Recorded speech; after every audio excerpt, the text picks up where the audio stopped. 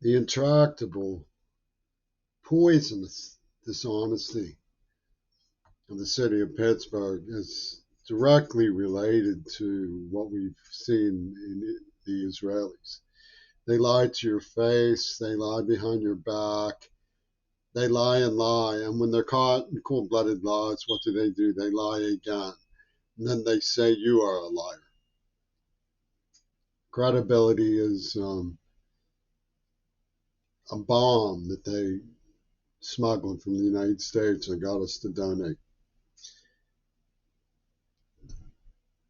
The face liars in the city of Pittsburgh, who are organized around a celebrity super state team that involves Mickey Obama and Bob Dylan and that coward weasel, Robert Fripp, put a lot by a term in linguistic anthropology. In fact, they have a pawnbroker working the Android zone named Joel Kaplan, who swears by the mysteries of what is called in linguistic anthropology code switching.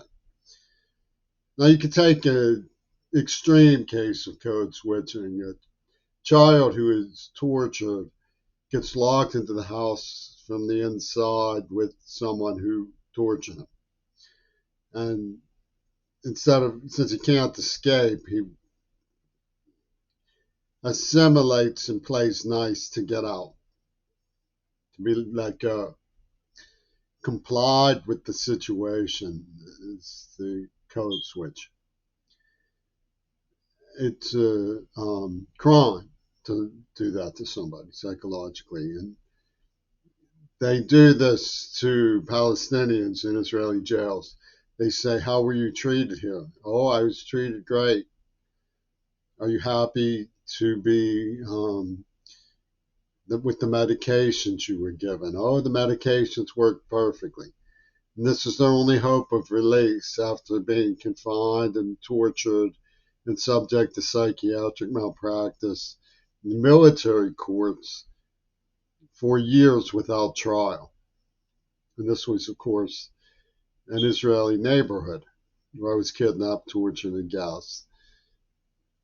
Now, Sean Brooks, I mentioned earlier today on the tape, because he locked me out of a church.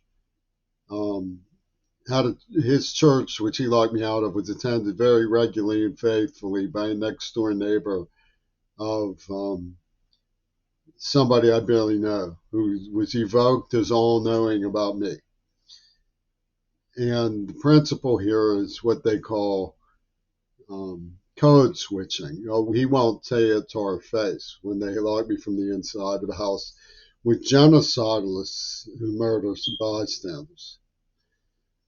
Now, if you want to understand the real harrowing aspect of code switching, it's not,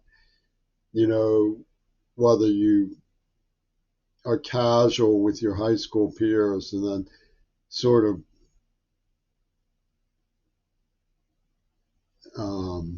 button up your collar when you're graduating and giving a graduation speech.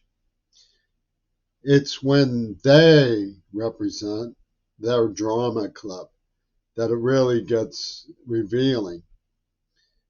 When Trumpy Turn and Bob Dylan and that weasel wiggling coward Robert Fripp are around, they say the liberal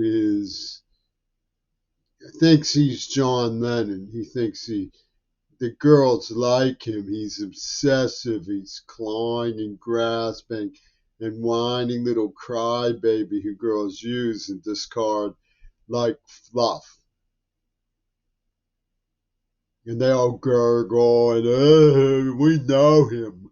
We know him. But when they're back in their covenant, they code switch. And this business about the sissy who wants to sleep around and thinks he's the walrus, thinks he's John Lennon because he can get laid, becomes something much more clear in language. They say the persona is subjected to successive degradations of the X motive, which is their control tower and their hidden hand. Attack prostitution. They hire call girls to insinuate without ever indicating in any way whatsoever that they weren't actually interested in him. For one night stands so that they can punch the clock and slap five at the Bob Dylan barber shop with Barack Obama in the extermination program. And this is done out of a rule book that they wrote for themselves. Joe Biden and Trump too came up with the rule book called Two Virgins Pussy Ball.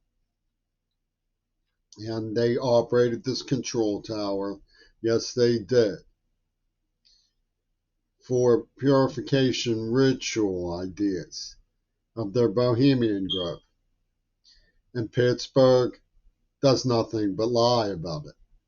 They all know each other. They all knew that they were doing this to somebody. They knew that a neuroplasm had been implanted. It was like a remote control operation of a human being. They implanted something that terrorized me so that if I didn't obey them, I would go into extremely painful seizures. And then they collected the notes, and Sean Brooks said, if anything's weird, be sure to tell us about it. Okay. So there's the reality of the situation. Now, Abira Ali knew Will Zell and was at college with him at Tyler when he was talking about his scheme to transform the human race by injecting the blood. I saw her in Harlem once, and she was also raised by Holocaust survivors.